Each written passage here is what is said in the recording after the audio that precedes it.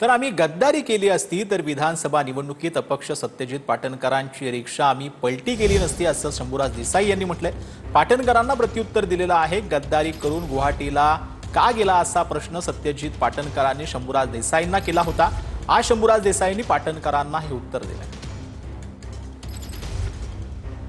त्यावेळेला एवढ्या मोठ्या नेत्याच्या हस्ते आपला प्रवेश झाला होता, परंतु आपण त्यानंतर त्या पक्षाला काय वागणूक दिली, आपण त्यानंतर कसा पक्ष सोडून गेला, आपण त्यानंतर सुरत मार्गी गुवाहाटीला कसे गेलात, या संदर्भात आता आपण एवढ्या मोठ्या माणसाचं नाव घेताय।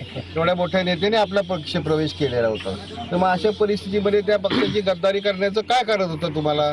जे त्यांनी सांगितलं की आम्ही गद्दारी केली पक्षाची, तर आम्ही कुठेही 97 साली जो शिवसेनेचा धनुष्यबाण हातात धरलेला आहे, जो भगवा आणि जो धनुष्यबाण 17-20 नोव्हेंबर 1997 ला स्वर्गीय शिवसेना प्रमुख हिंदू हृदय सम्राट आदरणीय बाळासाहेब ठाकरे साहेबांनी माझ्या हातामध्ये दिला, तो धनुष्यबाण आजही आमच्या हातामध्ये आहे। आणि जर आम्ही गद्दारी वंदनीय शिवसेना प्रमुखांच्या विचाराशी केली असती तर त्याच धनुष्यबाण चिन्हावर, त्याच भगव्याच्या नेतृत्वाखाली 35,000 मतांनी त्यांची रिक्षा पलटी केली नसती।